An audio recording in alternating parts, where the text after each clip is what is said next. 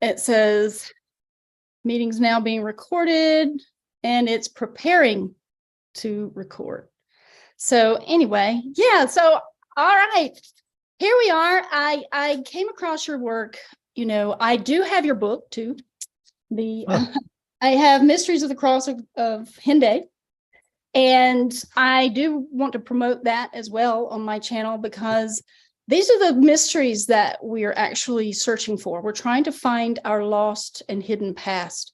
And it might not be the topic that we breach upon fully in this chat, but I want to talk about these entities because we're having a bit of influence by some things that we haven't known about. But I want to go ahead and just introduce you. Jay Weidner is my guest today, and he's a renowned filmmaker, author, and scholar. And he's considered to be a modern-day Indiana Jones for his ongoing worldwide quest to find clues to mankind's spiritual destiny via ancient societies and artifacts. His body of work offers a great insight into circumstances that have led to the current global crisis. And his YouTube channel is Reality Check, and his website is jweidner.com. And with that, thank you, Jay Weidner, for being so gracious to be my guest today. Well, thank you for inviting me. Yeah, I just was so amazed how it just seemed so easygoing just to invite you. And you're like, sure, I'll come chat with you. And I wish more people had that, you know, that grace to just give people an audience. Well, I got, when I was young, I had a guy who was a lot older than me, who for reasons I've never been able to figure out, took me under his wing, and he had a huge alchemy library and all of this. And then when I hit 60, I said, you know what? I got to start returning favors. And so then I said, if anybody asks me to talk, I'm going to say yes, unless they're assholes. Yeah, exactly. I mean, you can usually get a sense of something too. Stop. Got a feedback loop. Oh, can you hear me? Yep. Okay. I'm trying to like manage all these controls, and Gotcha. I'm putting up my YouTube live for the chat and all that stuff. So that way we can have that. But yeah, so I wanted to invite you today because I saw your interview with Jerry Marzinski, and I've had him on a couple of times. I've had two of my videos where we had a chat got removed by YouTube. Why? Listen, we talk about extensive things, you know, when I talk with Jerry. And so there was one video where I didn't edit the whole narrative about 2020. And we had gotten on there, and boy, Jerry had gotten me. That burns you every time. No. I did that same thing. I had a guest who I wasn't even paying attention, and he went into that for about a minute. And I just kind of didn't even think about it. And I put it up, and then YouTube, that was the only time I ever got struck by YouTube. Isn't that crazy? I mean, you can't talk about that kind of stuff. And then the second time I had another guest with Jerry, and they started talking about how that kind of, you know, modality had killed their son. So I was like, oh my gosh, you know. Yep. So it was that kind of thing, and like, oh yeah. It will get you banned and removed. So the Elohim don't want anybody intruding in on trimming the herd.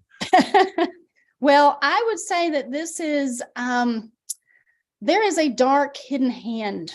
And that's part of the aspect of our world that we have not really been fully aware of.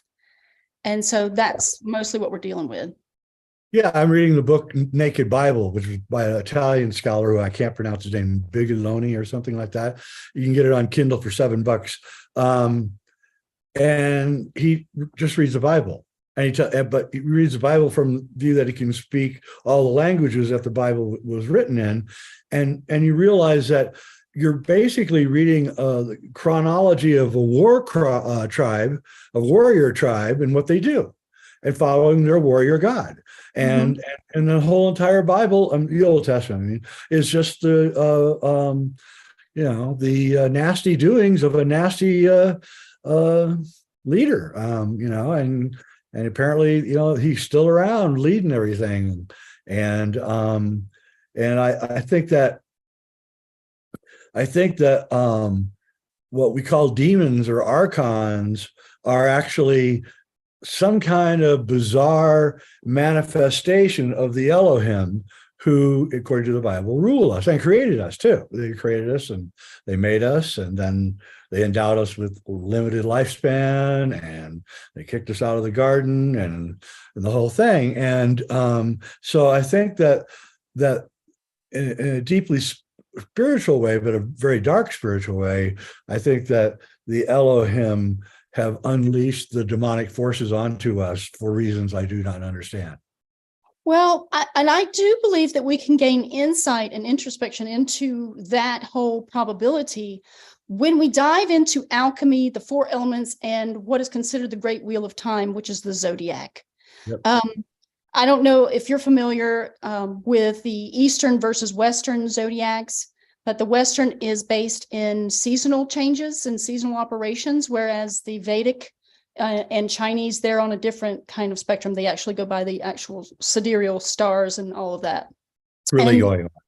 Yes, very deep knowledge. You can actually know the future, past, and present timelines based on that knowledge. And most people aren't aware of that. There is a sidereal astrologer that I follow, Tom Coleman, I think his name is, on YouTube. And the guy's like right spot on when he says, oh, in 3 weeks, it's like, wow, really? And then it happens, and you're kind of startled, and he explains why the sidereal is working so much better than the Western. Yes, absolutely. It's more detailed because our whole destiny is plotted out in our birth chart. If you really get a good reading in your birth chart, you can see everything, every aspect about yourself that you never even knew. Like I just found out recently that I'm challenged by Saturn because he's in my Taurus, my house of Taurus. And so I'm challenged by all earthly things, material world. That's what Taurus represents. This is why they have the bull out in front of the corporations. There's some in downtown Atlanta where they have the bronze bull, and they're talking about toroid and things like that. So this is really deeper esoteric knowledge that needs to be practiced and put into foundational knowledge again, especially with children. I think we need to talk more about alchemy of the four elements, things of that nature. Yeah, I'm going to be, I'm working on it right now. I'm giving a presentation at the Stairway to the Stars Disclosure Conference in Vegas in 3 weeks. And I'm forced to work on alchemy because I'm doing a lecture on alchemy. And then I started realizing that I really need to teach a detailed course. And I think I'm going to give it away for free. I think I'm just going to do it on YouTube and give it away for free because I realize that I have so much knowledge in so many directions that, my days are numbered, and I need to get it out. And so people understand it, because it's absolutely helps you understand this reality so much better, and the spiritual reality that's attached to the 3D reality, and what's really going on there. And so and alchemy, they talk about these demons, and they don't shy away from this subject at all. I mean, and you got to be really careful. You come home with one of them attached to your back shoulder, and so it's basically electromagnetic in nature. That's why, like Jerry says, he was the demon that he was talking to in the hospital. He heard a loud, like a thunderclap or lightning strike. That's because that's the electromagnetic plasma that is actually it makes up the body of the demon. Is this visible electromagnetic plasma, and it's everywhere. We're living in an ocean of this with millions of creatures made out of plasma, and most don't care about us. Most, just like when you're scuba diving, most of the fish don't care about you. They're just swimming around, right? But every once in a while, like what happened to me one time, I bumped into a manta ray, under the water, hit it right in my face. And, I saw all his teeth and everything, and then it started following me, right? And I was like, oh my God, he noticed me, and now he's not going to leave me alone. So I went to shore. I got out of there. But but that's how it works. And so you got to be really careful, pristine in what you do, because you could accidentally call in one of these without knowing it. And so, I don't practice magic. I practice alchemy. I do the zodiac, but I don't ever try to manifest something like an entity or anything like that. I make sure I stay away from all of that.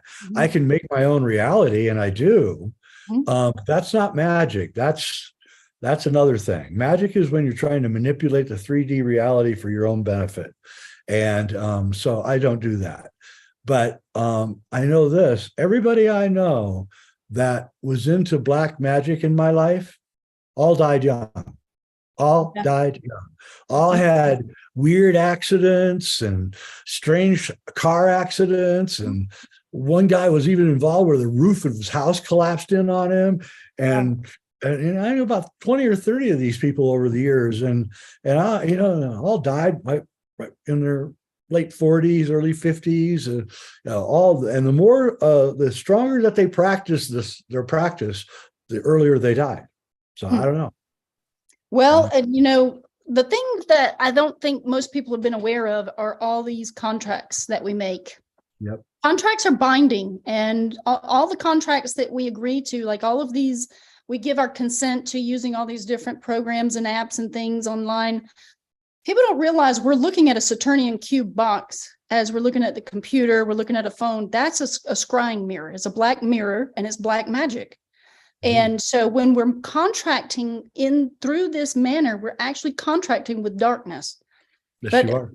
People haven't really donned those spiritual eyes to see this. So there's a great deception that's happening right now with, contracting with people's souls on a higher level that people are unaware of, to then be extracted into the darkness again.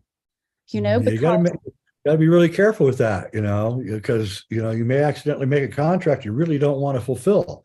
Yes. I'll never forget the interview that Bob Dylan did with 60 Minutes, when they said,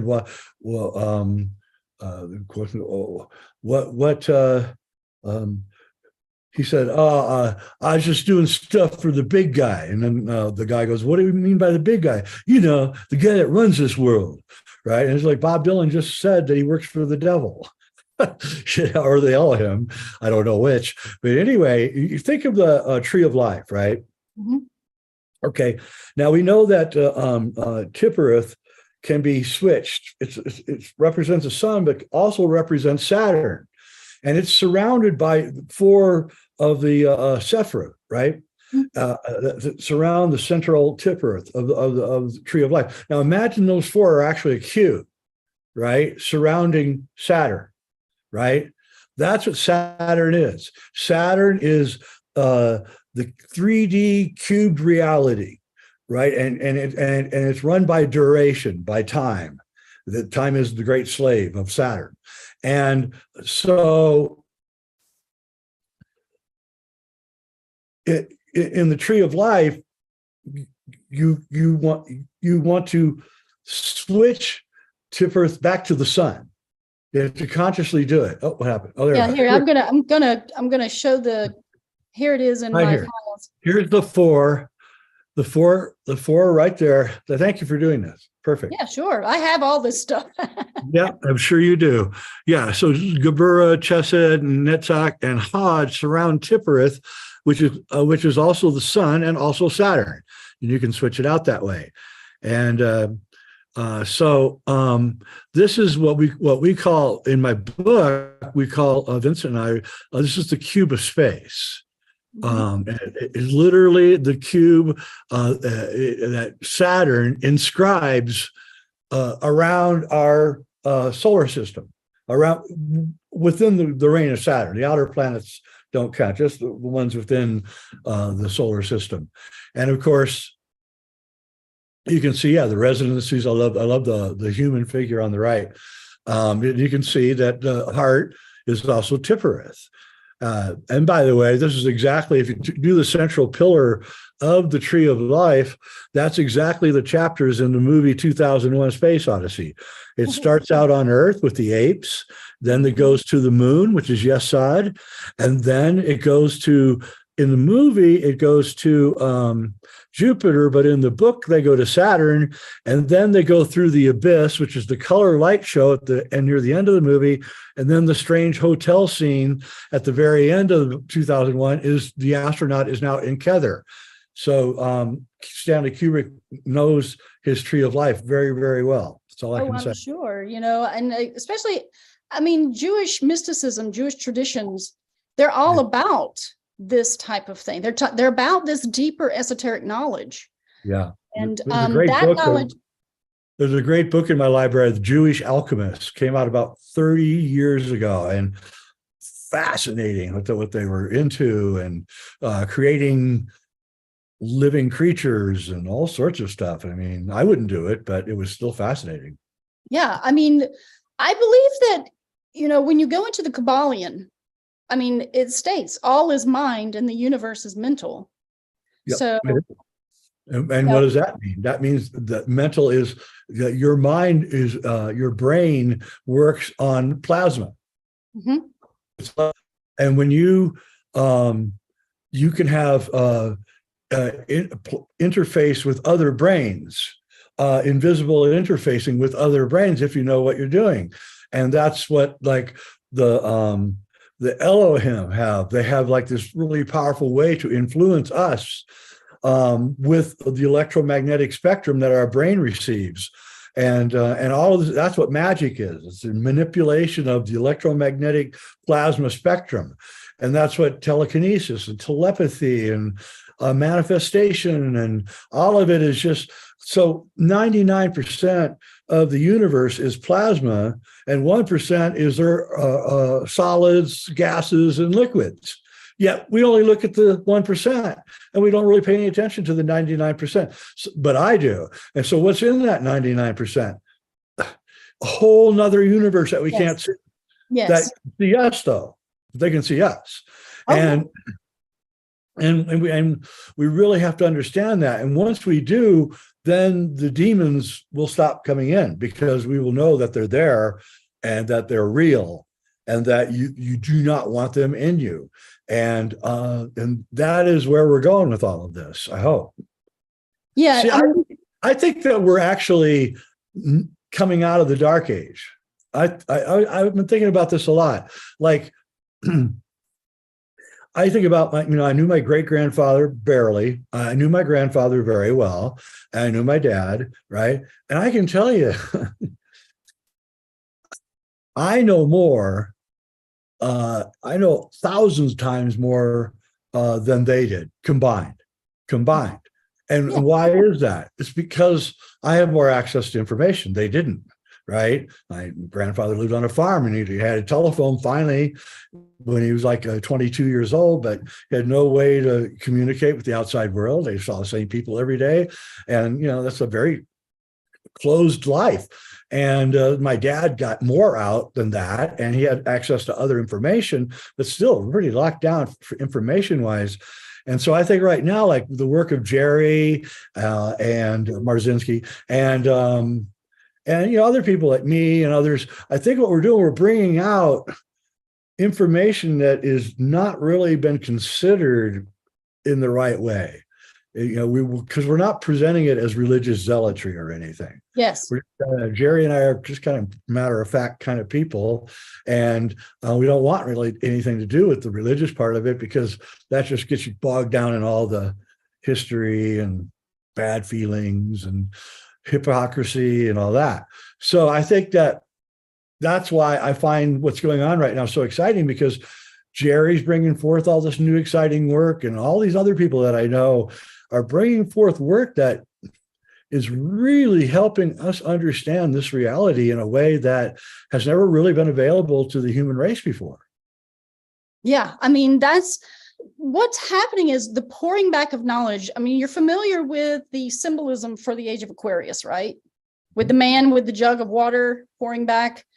That represents the pouring back of all knowledge back into the collective consciousness. That's right. That's exactly right. And so we are now, because of this technology, this technology is a tool. It can either be beneficial or it can be a very harmful, very dark septic energy, which we've already begun witnessing that aspect as it starts to creep into our lives and they're starting to control more. You see the operation coming into play, but it has allowed us to connect on a worldwide scale to all these trains of thought and to connect, like I can connect to you and we can have these conversations that are illuminating people's minds, as opposed to some of the nonsense that people are, selling out to with entertainment and things like that. So it's very valuable. And this it is. And what it should do, if I'm not mistaken, is it should end the Kali Yuga. Because there's a 99% of what's yapping on the internet is just crap. But man, there's 1% that is so good. It's so good. It's so hard to find. And once you find it, it's like you can't get away from it. And what's happening now is like minds are now interconnecting and bringing more and more of this disparate information and crystallizing it. And that's what's so beautiful about everything that's going on right now. And I almost think that we have to just give it away for free, everything from now on. I think that the corruption of the Piscean age has to be dissipated. And the only way it can be dissipated is for people who know how to make free energy devices. Let's put it out on the internet and give it away for free. Alchemy, put it out on the internet and give it away for free. And if we do that, then we undermine the entire system that the Elohim have built, which is based on, you do what we tell you, basically. Yeah, I mean, they have been controlling us because we don't collaborate, because we don't work together. But people don't consider this. It's called the universe for a reason. It's a one voice. It's a one sound system, and it requires all of us working in unison in order for the magic to truly work. Yep. The magic in alchemy. I have witnessed this. Now, this is one thing. My life has been sort of a weird series of events that inexplicable. People that would consider this supernatural. Just a few months ago, I was outside. I have a small farm. It's 3 acres. I have horses and chickens, and I have to feed them every day. And I go out by the water spigot and I get water and things. And I was thinking about these different plants that were on my property that I had seen that are edible. But there was this one particular plant called a lamb's quarter that I had not seen. And I was like, I haven't seen a lamb's quarter on my property. And I left that thought right near the spigot. Well, a few months later, that plant started growing right at the water spigot where I had planted that thought. And I was like, is that what I think it is? I mean, this is the magic that's waiting for us once we rediscover it within ourselves, that our thoughts create things. They do. The universe is a mirror. Just think of the world. The whole universe is just a big mirror, and your reflection is in that mirror. And then you understand that when you think of something, that thought then creates a reality.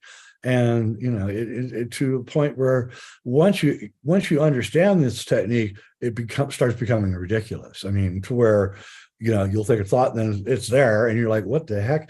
And what did I do? And, how can that possibly be? And I have so many of these happen all the time now that it's almost becoming like a yawn, right? And I realize that, like, I will think of a subject, and then a friend will write me an email and recommend a paper to read or a video to watch or something that's on the subject I just said I wanted to know more about, right? And I realize that I'm putting out the thought into the universe. The universe is processing it and finding a way to get it feedback to me, and that is, to me, that's magic. To me, I'd rather have that kind of magic than manifesting 3D reality, which seems kind of boring to me. I know. Well, apparently, are you familiar with Leonard Horowitz? I mean, are you friends with him and talked to him and stuff like that? I have talked to him. It's been a while, but yeah. And about what he's been discovering with the English language and how the sound frequencies are disharmonic that we emit with our mouth and all. Yeah. And it just made so much sense to me. I mean, cymatics is Yeah. the tool of the universe. And most people aren't aware, but we have been gifted the power of a godlike creation through our sound frequency that we can emit. I can literally paint a picture in your mind, and you can do the same with words. And so, there's physicist Stan Tenen, who's a little crazy, but he took a regular coat hanger, a metal coat hanger, and he built a Taurus out of it, a Taurus shape. And because this was back 30 years ago, and none of us, you couldn't find a Taurus or anything out there, so he had to make it himself. And then he was playing with it, and then he looked at the shadow on the wall, and he saw that when he turned it this way, it became Aleph, and when he did it this way, it became Bet. And then he realized that the entire 22 letters of the Hebrew alphabet were different angle tilts of the Taurus. And then, of course, you extrapolate from there and say, well, then language is actually spewing out toroidal energies that are hit by the ear, and the ear's what? Spiral, right? The ear spiral, and all the inside of the ear is all this like sacred geometry, right? And then the ear hears that, resonates with it, it goes into the brain and paints a picture. How is it possible that a bunch of grunts can paint a picture? But they do. And, Noam Chomsky once told me that he said that a guy with a high vocabulary, like 10,000 word vocabulary, talking to a guy who only has 1,000 word vocabulary, and if he uses the words in the proper syntax, in the proper order, even though the guy with 1,000 word vocabulary can't understand half the words he's using, he still understands what he's saying. So that means that it's also psychic. It means the words are accentuating psychic telepathy between people, and the words are just accentuating it, pushing the concepts and things over the edge so that you finally get it, right? That language is fascinating, incredible, and is magic. Yes, absolutely. So what I've been diving into with that train of thought is the Semitic language is cymatic language. The true frequency of sound that we're supposed to be emitting. When we get back into things like, going into even Ogham. I don't know if you know about the language of Ogham, the language of the trees, things of this nature. That's getting back to the root of where our foundations are truly from. And that raw alchemy of sound can create through the etheric principle. But you have to have the Solfeggio scale completed. You have to have the male and female frequency to have that bandwidth in order to manifest things from the ether. And I believe that we were doing this when Atlantis was around. I believe people were coming together and doing that kind of thing in those stone cathedrals, in those places of worship. Definitely. And I was just reading recently that apparently Celtic folk music is that. That's what it is. It's the Druid music magic, and that they would sing around oak trees and cause the oak trees to blossom, the mistletoe, which they then used on their pineal glands. And also, I had one time I was with a famous sound healer, but we were way out in the middle of the Cascade Mountains in Washington State, and we're shooting a documentary about sound, and we were shooting a pretty hard shoot for the whole day, and we got back to the cabin, and we were pretty tired, and he started complaining about a pain in his wrist, right, his left wrist, and I was like, oh geez, oh my God, did I kill the guy today, right? He's gonna have a heart attack on me. And I said, man, the nearest hospital is like 4 hours away. Oh my gosh. Right. And he says, oh, okay. And I could tell he was scared, and I was a little scared too. And so he said, well, I'm going to go up in the upstairs bedroom, and I'm just going to go up there and just don't bother me. So he goes up to the upstairs bedroom and he starts doing all these chants, right? And all night long, I couldn't even sleep. I was like trying to get to sleep. And he was doing all these different chants and things that he'd learned from traveling all over the world and everything. And then in the morning, I got up. I maybe had 20 minutes of sleep, And I got up and there he was eating breakfast. And I said, "How you doing?" He says, "Fantastic." I said, "What were you doing all night?" And he says, "I was using sound to break up the blood clot I think I had." So I'm Wow. fine now. And he did. He looked great. Blood was back in his head and everything. So, I mean, that is probably what chanting was originally about, was to heal yourself by creating cymatic shapes in your body that cause healing, right? And so you're right. That's what a cathedral was. A cathedral was a place that you went for healing. It wasn't a place that you went for worship. That's you can worship there. That's fine, but that's not what it was about. It was when you. That's why they were open 24/7. You took your sick there. Your mom gets sick. You don't. There was no doctors. Yes. So it was 1200s. So you take them to the cathedral. You sit under the telluric forces that are coming down from the turrets and the spirals and the labyrinth that used to be on all the floors of the cathedral. And you'd walk around the labyrinth because you're just absorbing all of that etheric power, and then you get better, and that's all it is. And so the cathedral is just a big, huge healing box. Now they're all been decapitated, unfortunately. I know. Chart has a metal roof now, and of course we know what happened in Notre Dame. They'll never repair that. No. So it's a tragic. Yeah, I mean, there's still a few. There was a video that I came across of a woman who was actually singing one of the hymns in a French church. It's like a small French church. It was still a stone cathedral. They didn't have carpeted floors or pews and stuff like that. She went in there. Amiens? I don't know. I don't remember the name of it, but I had Amiens is one of the few cathedrals in France that's still completely intact. Mm-hmm. And it's got the four beasts, right, of the four signs, the fixed signs. That's the first thing you see when you walk in the cathedral. There's a zodiac wheel up on the side.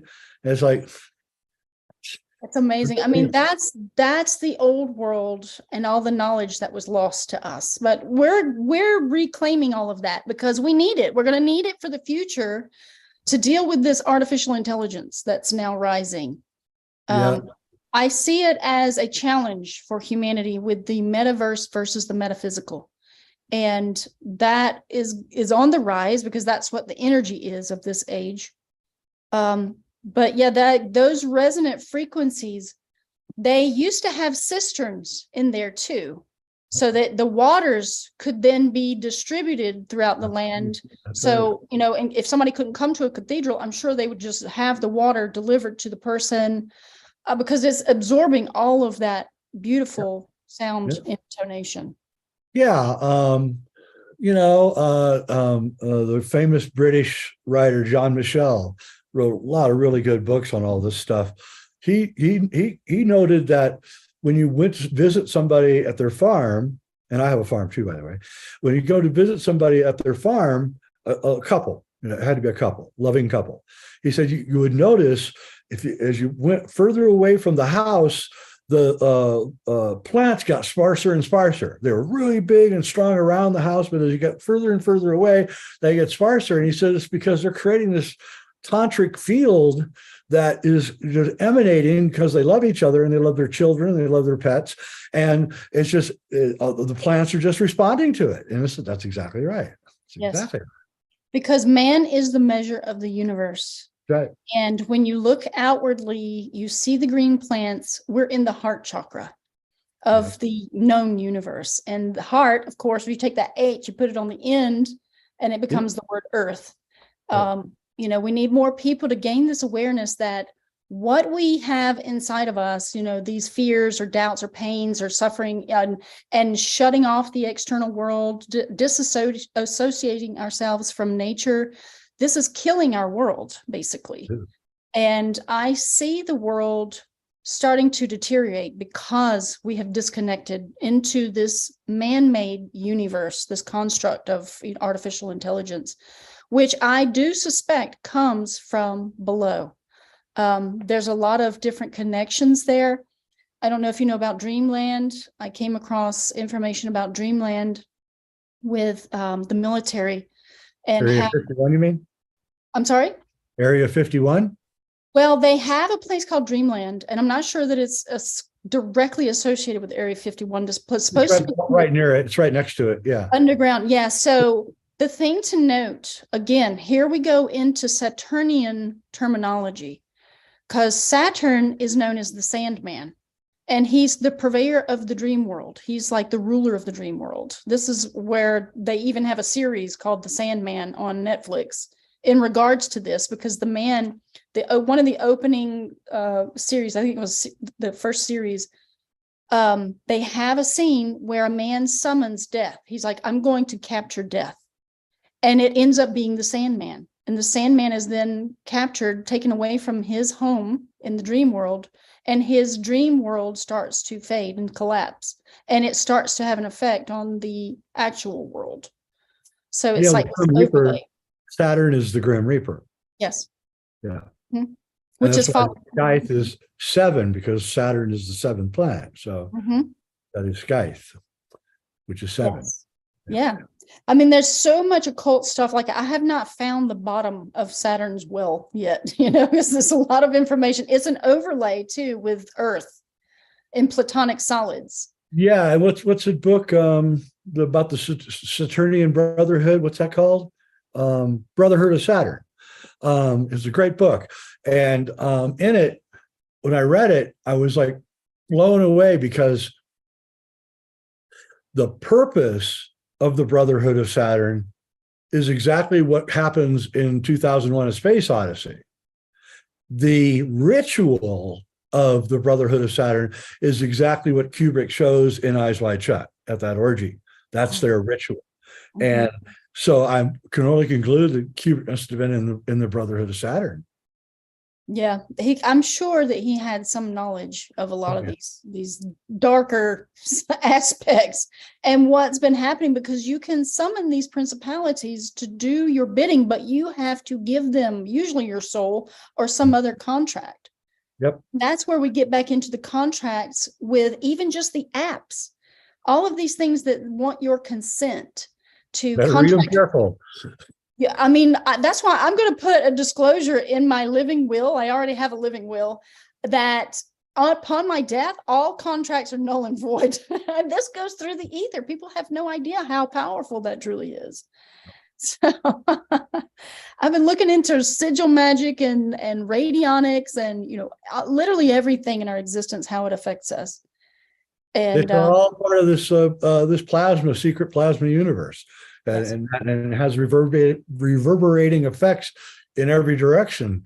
That's why that's why awareness of that universe is paramount to understanding what you're really in, what's going on, what ghosts are, what phantom lights are. And I knew this guy, this rich guy. He was really into alchemy, so he always wanted to talk to me. And one time he says, "You want to see something amazing?" And I said, well, "Yeah, of course."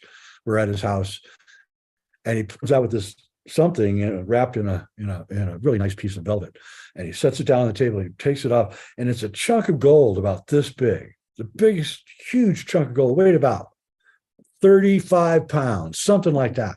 It was huge. You know how much 35 pounds of gold would cost? Yeah, a lot. $100 an ounce. So anyway, I said, "Wow, where'd you get that?" He says, "I searched all over and I got this out of South Africa." I said, "When did you get it?" He says, "I got it about 3 months ago." I said, "Man, it must have cost you a fortune." He said, "You wouldn't believe how much that cost me."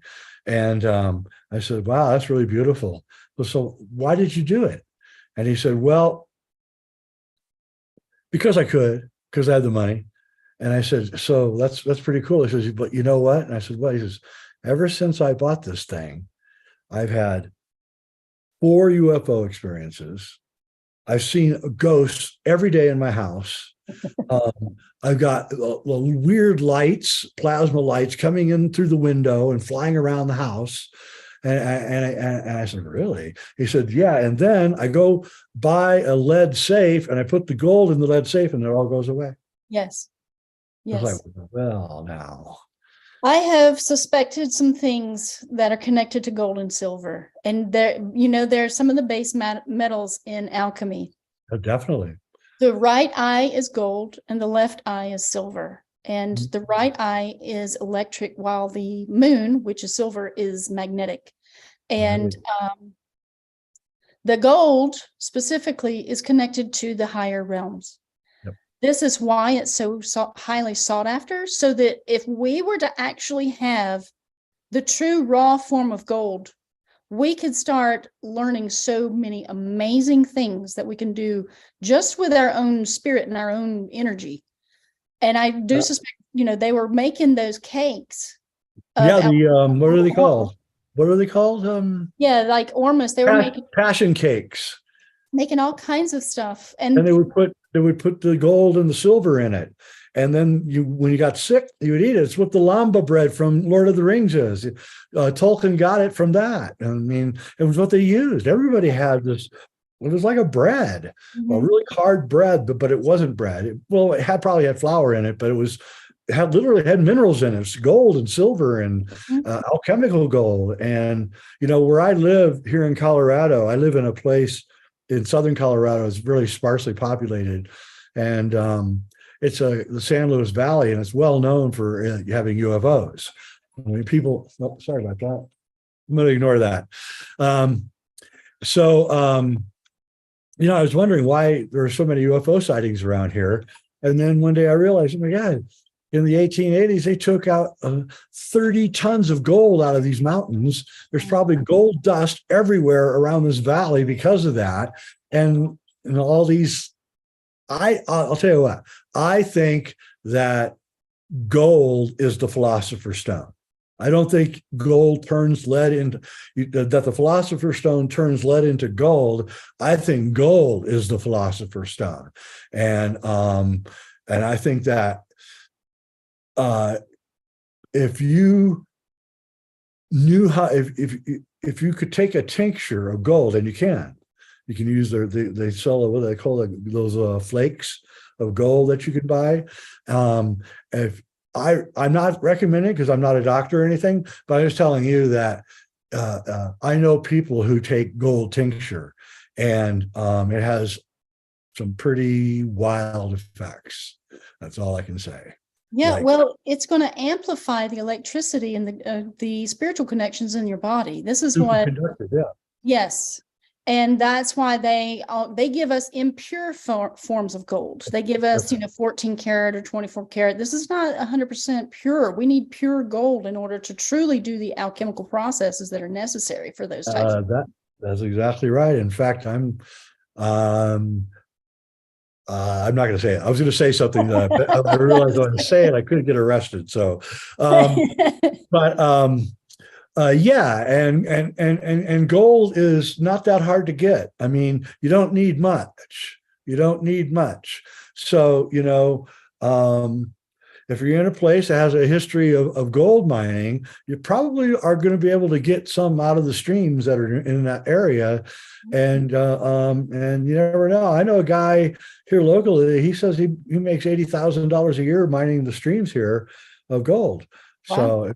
Yeah, I'm like, wow, really? Yeah, I mean, we have Dahlonega in Georgia, so yeah, the old gold mine that used to be up in North Georgia. I'll probably get in trouble, by the way, by saying that gold is the philosopher's stone. We'll see. You might get knocked off YouTube. No, I don't think so, because I've talked about some of this stuff before, about how I made a concoction. Now I can't validate the authenticity of the white powder gold. That's a colloidal gold that I had purchased from I think it's Mountain Gold or something. I don't know. It's some company in Georgia. They say that they have colloidal the gold and they put it in a solution and it turned it into white powder gold. Can you send me a link to that? Can you send me a link? Yeah, I'll send that to you. I have the bottle inside my house, but I began the process of using colloidal silver and colloidal gold for a sick chicken that I had. And I talked about this on my channel one time. This chicken could not see to eat or anything. And I just decided to use him as an experiment, I guess, to see if this would help him in some way. Well, he didn't gain his eyesight, but the chicken wouldn't die. I was like, I just made the elixir of life. The chicken won't die no matter you know what? Because I was like, I couldn't help the chicken. And I felt bad. I was like, I couldn't kill him either. I didn't have the heart. But at the same time, I was hoping that the chicken would just pass because his long suffering was too much. And he wasn't dying. 3 weeks later, you know, I had stopped feeding him, and I'm sorry to even say that, but I wanted him to just pass naturally. And Yeah, I don't. I got chickens too. It's tough. so, you know, I even asked somebody to please come like put this chicken out of his misery because I can't do it myself. And they wouldn't do it either. I was just going, oh my gosh. Anyway, it was an interesting phenomenon that the chicken wouldn't die. He eventually did pass of his own accord because I just stopped feeding him because I was having to hand feed him every couple of hours because he couldn't see. And doing that for months is like, oh my gosh, when is this chicken going to pass? So yeah, that was traumatic to me and the chicken, unfortunately. And I'm like, okay, I'm not going to do that again with this colloidal gold and colloidal silver thing. I guess you gotta be careful with that too. I knew a guy that I'm like, he was taking like I don't know, a tablespoon a day of colloidal silver. And I was like, dude, don't do that. Right. You take a few drops, don't take that much. And he lost his mind. Really? Oh yeah. He started hallucinating. And I was like, dude, you can't overdo your Kundalini like that. You got, you know, that's the thing that people don't, and people like, they'll go take a yoga class and the yoga instructor isn't smart enough to know that you might accidentally release your Kundalini while you're in the class. Right. And also you're gonna have a Kundalini crack up. I'm sure you've seen a Kundalini crack up, you know, where someone just loses their brains because the Kundalini is just right. And it happened to a friend of mine. And I warned him not to do it, but he had the superconductivity was going so strong in him, and he was, you could see it. You could see it was literally, his skin was crawling and everything is like, and then I finally got him off of it. I saw him the other day and he was normal again. Right. And I said, okay, just 2 drops in a glass of water. Right. Yeah. There's that guy. Like to try the gold. I would like to try the colloidal gold. Yeah. I mean, well, like I said, I cannot validate the authenticity of it is the only problem. And that's why if I had my own chunk of gold, I would try to do things myself, you know, colloidal the thing myself, because I don't really trust many of these corporate entities out here. And I don't think it's a corporation. I think it's a small independent. Wait a minute. There's a way that you can test. There's a way to test. I can't remember what it is. Maybe somebody who's listening can help, but they have something, borax, something that you put the gold on it and it changes to a color that will tell you how pure your gold is. Okay. Yeah. It's a test gold miners use. Yeah. I'm not familiar, but you know, I'll be looking into it after this for sure. It might be back salt. It's some mineral that you use to find out the purity of gold. I can't remember, but I'll Google it after the show and find out.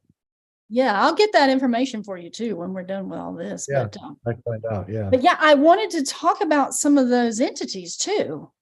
That I'm going to have Jerry. I've invited Jerry back. He hasn't responded yet, but I have a book, and I also practice hypnosis. I took a Dolores Cannon's QHHT course when I was working in Hollywood sets. I came across her information in about 2016. I listened for like 1.5 years about this past life regression therapy thing because I was like, is this real? You know? And I ended up taking her class, and hands down, I believe it 100% because of what came out of my own experience from, you know, practicing with other practitioners. It is profound knowledge that is stored within our own DNA, and it can be unlocked through these different practices of hypnosis. And hypnosis, I try to demystify it. It's a guided meditation. Like, we need to change some of the definitions of things because it's not like you go to some, you know, alternate reality. You're just journeying into your own mind and into your own memories. And they come out as visions, like images in your subconscious mind. So, but learning a lot from that experience, taking the classes, taking even more classes from someone else just to see what the difference was in different hypnotic processes. I've been coming across other books and other teachings from other people. So I came across a book, and I'm going to have to like change my screen here because I'm on mirror screen right now. So it doesn't look like I'm looking away from you while we're talking. This is a book that was written by a dentist. And this guy, William Baldwin, it's a book called Spirit Releasement Therapy. In here, the man describes people who are possessed, the people who are gay, for example. He's like, the gay people that were his clients that came in, he would depossess them from spirits and they would come out straight again. Now, this is not based on my statements. This is what's in this technique manual. So when you really go through a book like this that talks about these kinds of spirit, attachments and things, you start getting a real sense of what we're dealing with out in the world. When people get triggered emotionally, especially into lower states where they're angry or hurt, and what allows these things to attach to us are these emotional states, the trauma, the depression, abuse, ritual abuse. All these things allow these other spirits because it causes some sort of diminishing effect for our auric field, and then these things can come in. Yeah, like Barbara Brennan's work with the using your field to protect yourself from the attacks that are coming at you, and it does work. Basically, if a demonic force comes up around you and you have a strong etheric field around you, it just goes away. It doesn't want to bother with you. It's looking for the ones that were the field is clinging to the skin almost. Mm-hmm. Right? That's a good one. Yes. I can't get through that one, but I can get through this one, right? And the problem is that when you're out in the country, like I am, I can really expand my field really big. But when you're in the city, it gets constricted because you're around everybody. You don't really want to mix your fields with people that you don't know or you're not sure about, or so you tend to get in an elevator and you shrink your field down, and that makes you more susceptible to things. And I think that people have to find ways to pump up their etheric body. And I talk about all the time on my show. I have these things here. These are all over my house. These orgone generators. Oh, yeah. Yep. They're all over my house. I mean, everywhere. And they're just pumping out the etheric energy all the time. And people will say when they come to my house, "Oh, it's so calm here." And I'm like, "Yeah, well, I got the ocean sound on over there, and I got all these pyramids everywhere." Yeah. And so I try to create a really an environment in my house that is sacred, and then I know that it acts as a buffer for these demonic entities that are out there looking for victims. Yes. I wrote a screenplay one time when I was in Hollywood, and the opening scene was, I didn't know what Archons were or any of this at the time, but I'd had a psychedelic vision one time, and I saw what I now know were demons. And so I was incorporating it into my script, and basically it was a boxing match. And these two boxers were boxing and beating the hell out of each other, and the crowd's screaming and yelling. And then these parasites come over the edge of the stadium and enter in and start getting into everybody's, middle chakras, and then they just go more and more crazy, and the boxing match got more crazy and violence and the whole thing. And I really actually believe that is what's going on in a boxing match or a sporting event, like a violent sporting event. Probably not so much baseball, but football. Yeah, and you can imagine what kind of demonic entities would come in during the gladiator things back in the Roman. Oh, yeah, absolutely. Yeah. Yeah. And you read the descriptions of the people at the Roman Colosseum, and they're demonic. They're demonically possessed. They're screaming and yelling, and they're fighting each other. And it's like, you're going to kill somebody over a football team, really? And that's, that's what Hollywood has been, is this great ritual that people perform in. I've even heard, I don't know if you've heard this, but even in the theaters, they're built over specific ley lines or something, but there's like entities that are there to harness the loosh from humans as they release their emotions through the different movies. So yeah, that's why I don't make those kinds of movies anymore. Mhm. I realized that I was releasing all of that into the minds of everybody. I think that it could be true because also, it's not so much today with the new theaters, but in the old days, the theaters looked like temples. Looked Mhm. like Greek temples, and they would have the Greek facade in the front. You would walk in, and everything was like a temple, and Mhm. that was done on purpose. That was done by the people that owned the movie business, the Khazarian mafia, and they built it for that purpose because they were, and these are the minions of Saturn. I'm sorry, but that and so. Like hypnosis. Well, movies are hypnotic. Oh yeah, all of them pretty much. The You know. flickering light, the way the Mhm. light flickers, and you're in this room and everybody's crying at the same time, and or laughing at the same Mhm. time, and it's magic. This is ritual magic. Yes. Yeah. That's It's yeah, creating a huge egregore of energy. People that's don't, exactly right. they're not aware of their own power. And Uh, especially when we form in mass together, it's a very, very extremely powerful energy when we can focus our minds together in purpose. But right now we're divided on every level, and it's compartmentalized on every level, that our magic is shooting out in different directions and causing all this chaos. Like, we are co-creating chaos with each other, with the dark forces that are now, over us. This whole dark force, the corporate is death, corpse orations. And so we have to so come back into our consciousness about this and bring back heart center reality. yeah, and I think what you really have to do is not really care about the ones who don't want to do it. You can't bring everybody along with you, Yes. so Mhm. don't even bother. It's just a dead weight anyway, and you'll be arguing with them anyway about it all.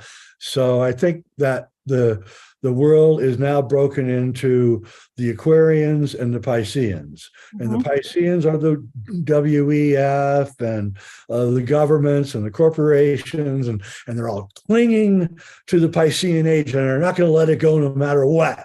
Mhm. And then the Aquarians are going, I wonder why everybody's so uptight.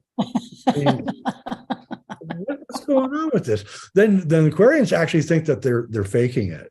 They're like, come on, you can't really believe that. Really?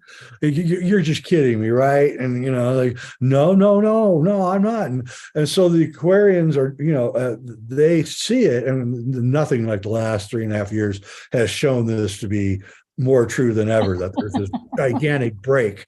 And so the Aquarians, us, we have to say goodbye. We're going to go off and make our own society. And I was listening to this wonderful lecture the other day by an African American history professor, and he's like, "Well, so they let the blacks out from being slaves, and they went out into society, and the society said, no, you can't go to our schools, no, you can't go to our hospitals, no, you can't come to our colleges. So they said, screw it, we'll make our own hospitals, we'll make our own universities, we'll make our own schools, and we'll just teach ourselves." And by 1940, their schools and colleges was parity with the white universities and schools. That's how much they had achieved. And we can do that too. We can say, no, we're done with you. What defines us is that we have a completely different way of looking at the universe, and we don't share that with you. And we know that you want to kill us because we don't share that, but we don't want to kill you. That's the difference between you and me. Mhm. And that's the way we have to do it. And we have to understand exactly what we've been talking about this whole show, which is this magical plasma universe that's out there. And I predict over the next 5 years, probably mostly people about my age are going to just start letting it out. Yeah. That's it. That's it. We're done. The children are in charge. It's time for the adults to step back in the room. and we're going to paint a picture of reality that is at complete variance with the Piscean reality. Mhm. And we don't need to worship gods or anything like that. We don't need to go to war to fight for gods.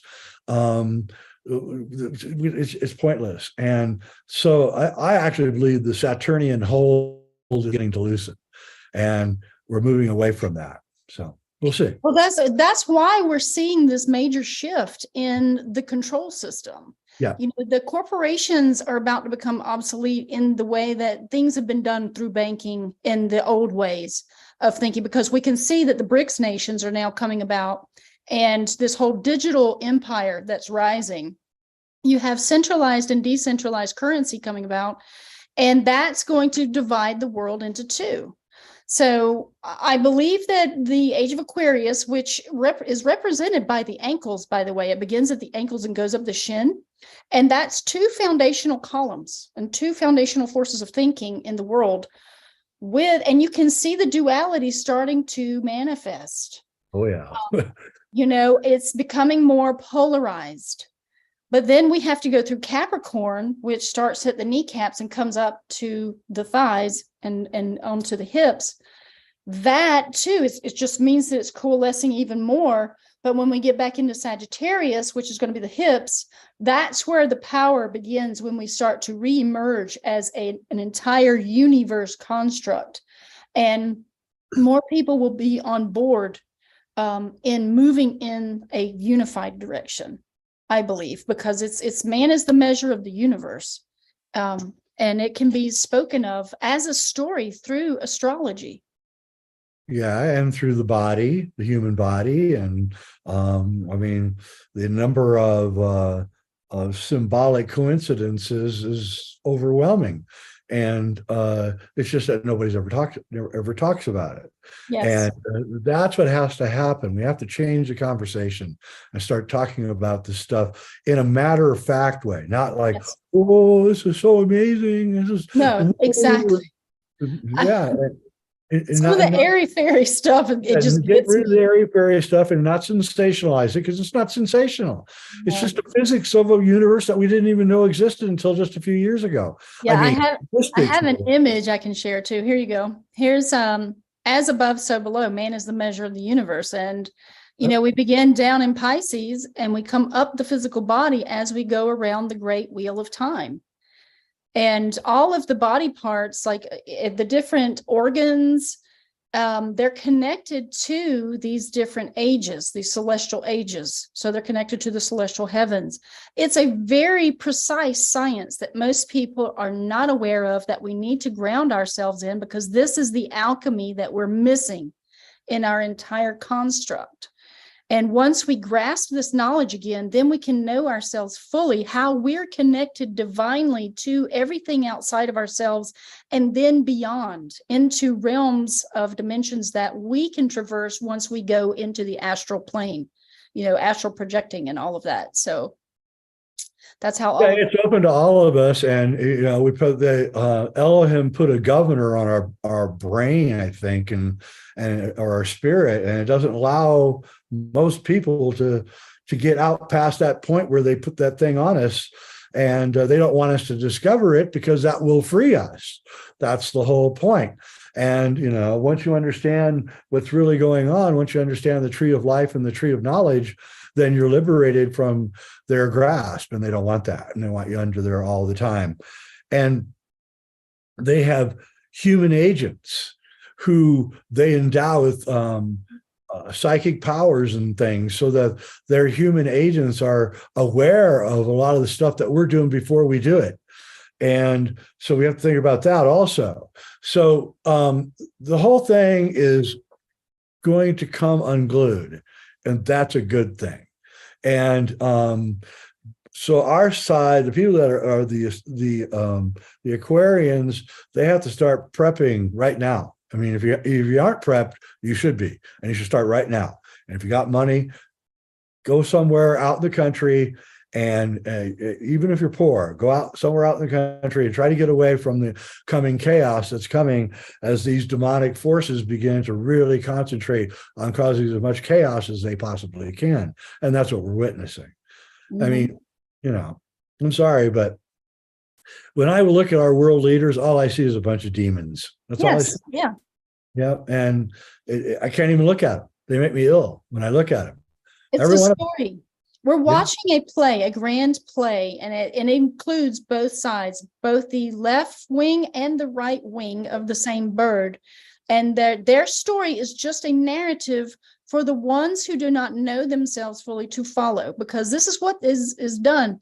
There's always someone that's writing a story throughout each age and epoch. Who is writing the story and who is following? Because I believe as a spirit and a soul combined into this unit, we're supposed to start writing our own story without, being of the world, being in the world, but not of it, is profound when you truly look into that and grasp what the alchemists of old were doing. That's what they did. They were in the world, but not of it, because they were out studying all of these topics that we're talking about now, that about the elements of alchemy, how they're divinely connected to all that is.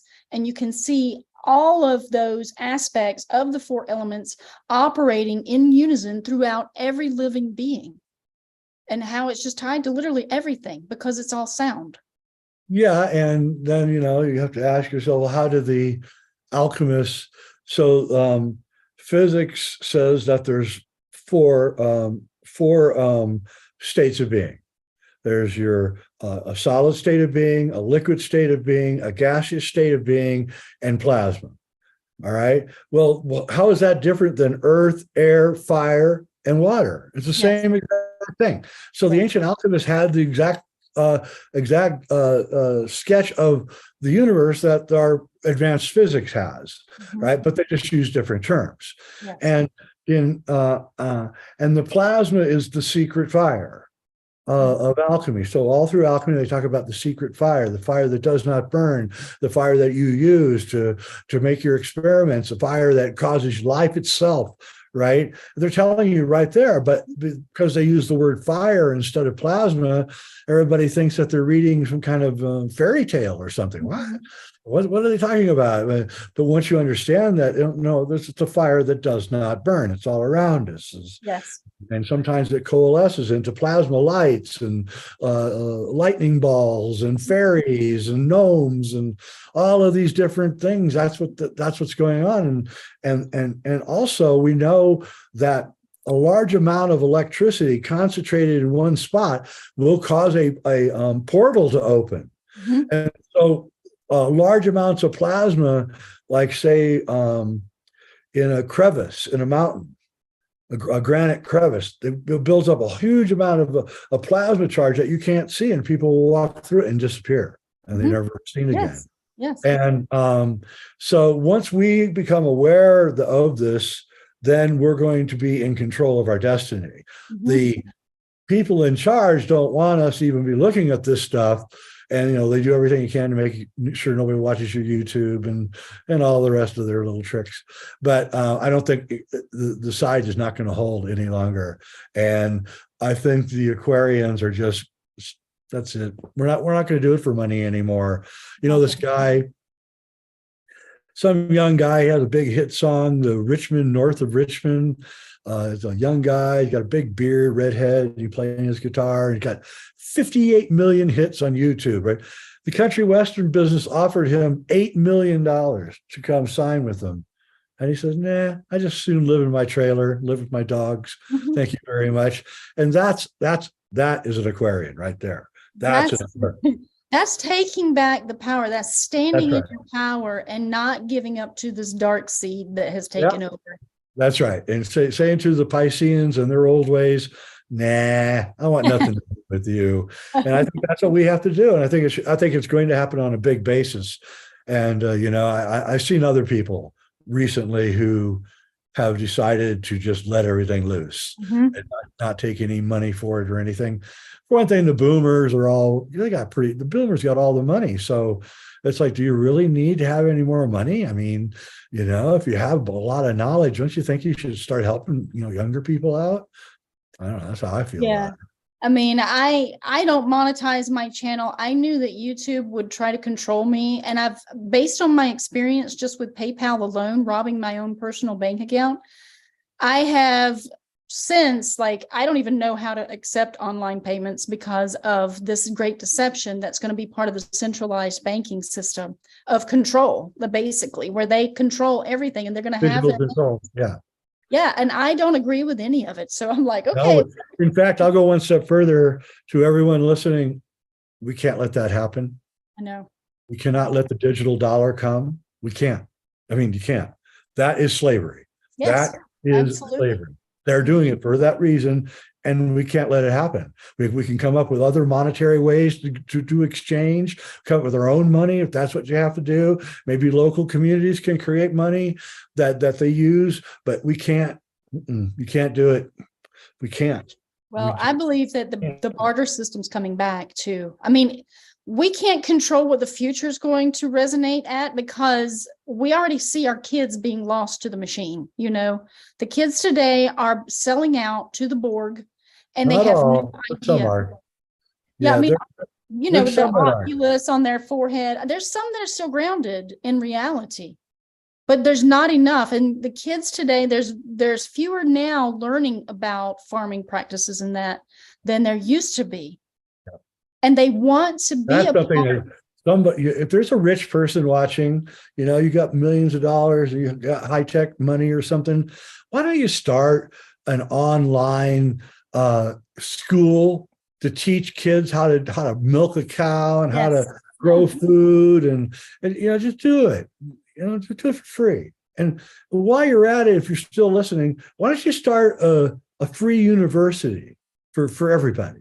Yeah, a university with top-notch professors.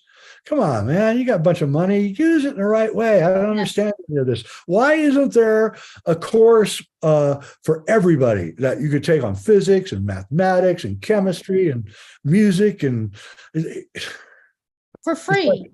For free. Because these people with money, they have just been about themselves. It's just been their focus. They're focused on what they can do with their own money instead of sharing in this universal, way of thinking, let's share everything we have. That's what the future holds for all of humanity. Once we get back around to the golden age, when we get to the age of Gemini, by then we will be sharing absolutely everything. And that's the beginning of the golden age. That's a long way from now. Yes, it is a long, unfortunately, but that doesn't mean that we can't begin this new golden age in small little pockets in areas around the world. But there are people who are very knowledgeable who think we have actually moved from the Kali Yuga to the Dwapara Yuga. So I don't know. When I look out at the world, I see the madness and the entities getting into people, making them think that they're a woman or a man and when they're not and all that. I'm like, whoa, I don't know. It looks like the entities are worse than ever. Yes. And I mean, I believe that CERN has a hand in that as well. The energy and the things that they're doing with CERN. It's supposedly built on the Temple of Apollyon. I don't know exactly, but, and they're trying to make one bigger now. It just seems to me like they are creating a vortex for more of this dark energy to come in. When you learn about Yggdrasil, are you familiar with the Norse cosmology? The which? It's the Norse cosmology of our world called Yggdrasil. Oh, yeah. Yeah. It's the cosmic egg. Yeah. It's over in, Norse in their cosmology. Yeah. And it talks about it. Hey, this is where I started questioning things because it kind of raised my eyebrow when I came across words like Nephilim, in the Bible. And then you come across a land that's in Yggdrasil called Niflheimer. And I'm like, okay, that's like Nephilim, right? And it's a land of spirits and frost giants and mist. But then there's also Hel, Hel, in Yggdrasil. Now, this is also in the Marvel, with Thor and Loki. That's basically that whole narrative. And it almost seems like somebody wants us to look into these old myths and legends by putting out movies like that, so that you If you can think kind of about it, gain- if you think about it, Superman, who was created by two Jewish guys in New York, is essentially the Elohim. He can do what the Elohim can do. He can fly. He's impervious. He can die, just like the Elohim can die. But and you got to wonder. You really got to wonder. Why did they create Superman, right? And to show that there's this all powerful being that we have no chance against. And okay. And say I agree with you. I think that there's just so much weird stuff in movies and in comic books and things that are so related to esoteric matters. Like the Death Star in Star Wars looking just like the moon of Saturn, Iapetus. Yes. Right? It's like, what? And we didn't photograph Iapetus supposedly until 2005 or something. So how did George Lucas in 1997 or no, 1977 know? Was it just intuitive? I don't know. I don't know. Well, there's a Darth Vader statue that's in Russia too. There's a statue of Darth Vader, and that's, I guess, where they got the notion of Darth Vader. But Darth Vader is Saturn. He represents Saturn, and Luke Skywalker. Luke and son. if you think about the way it's worded, it's dark Vader, dark father. That's what Saturn was the dark father. And his son was Zeus, who overwhelmed him and took him over. So he's the dark father, or the Darth Vader, Darth Vader. And over and over, you see this. George means Earthwalker. Okay. So George Lucas, his name is Luke Earthwalker, right? Turned around.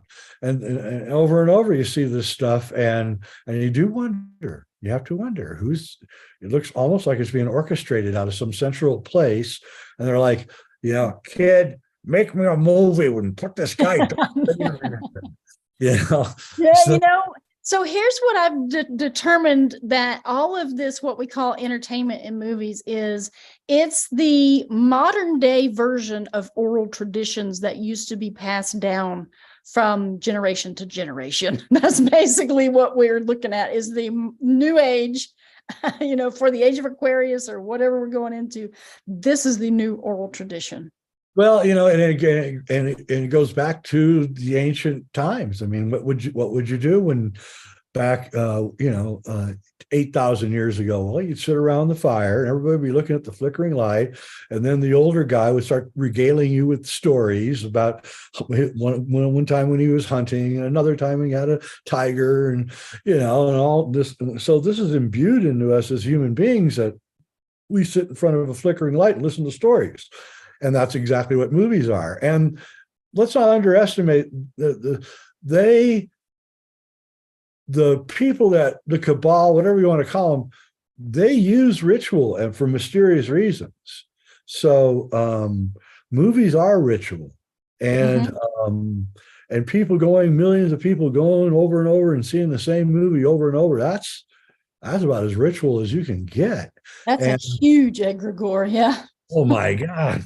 And and then I was just commenting recently how symbolic the Kennedy assassination was. I mean, it was Camelot, and he's killed triple underpass at 33rd degree.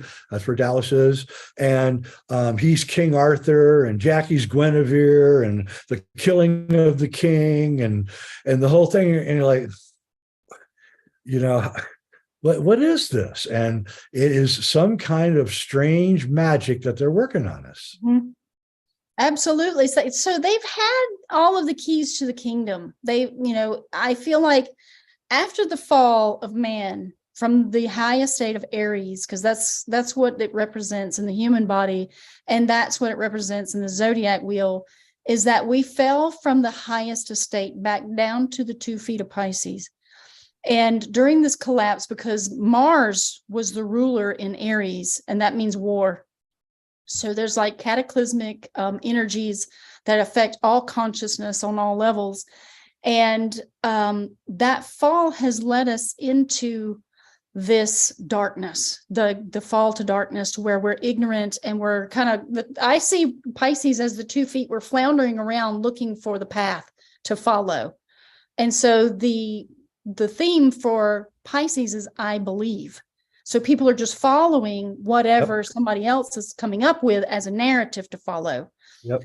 Now we're going into the age of Aquarius, where all of the knowledge is pouring back into the collective consciousness. And we're going to be, now our theme is I know. And we're going to know our history. We're going to know what happened to us. We're going to have the knowledge back into our toolbox for the tools to use for the future.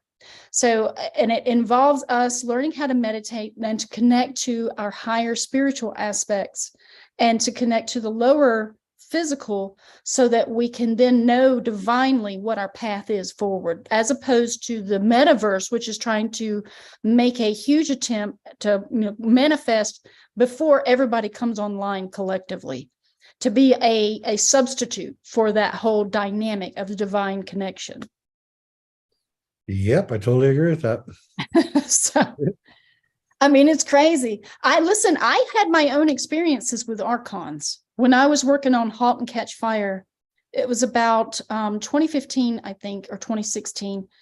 I was working on set and they had called lunch, but I always took my lunch because I would bring my organic food and then take a little 10-minute nap, But anyway, I was walking through the video village where the directors put all their stuff.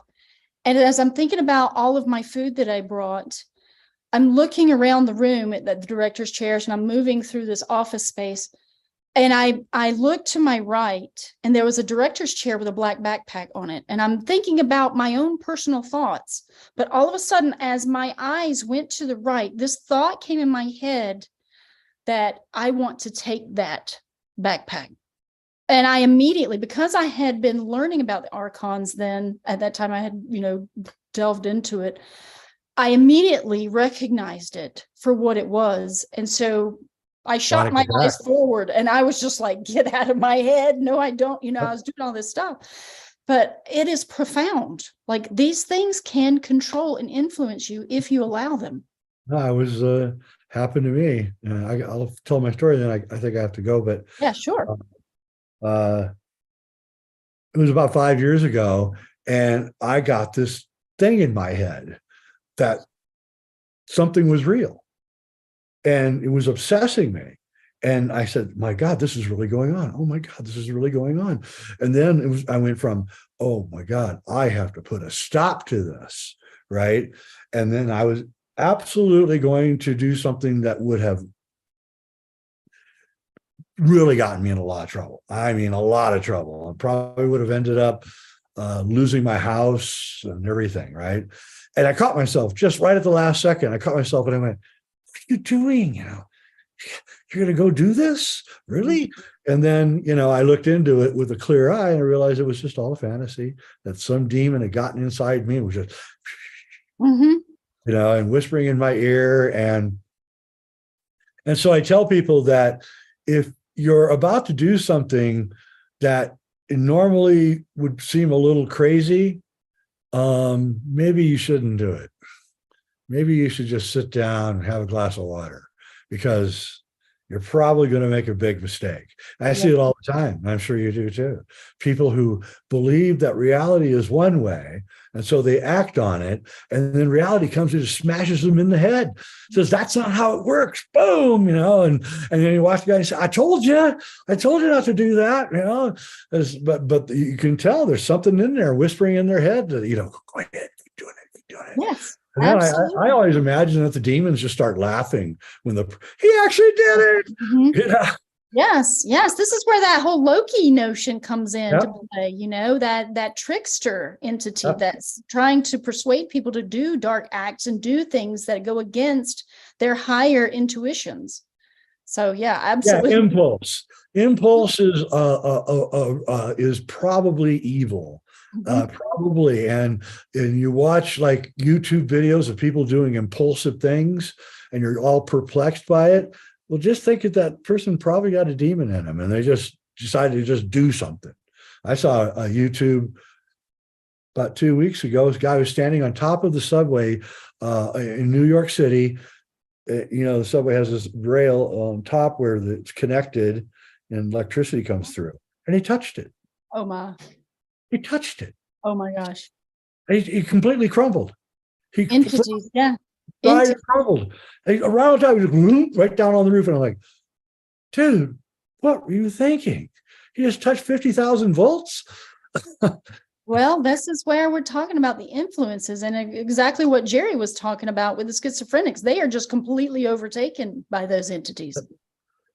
Yeah, and I have friends who are schizophrenic. I really feel bad about it because what can you do, But I am going to have that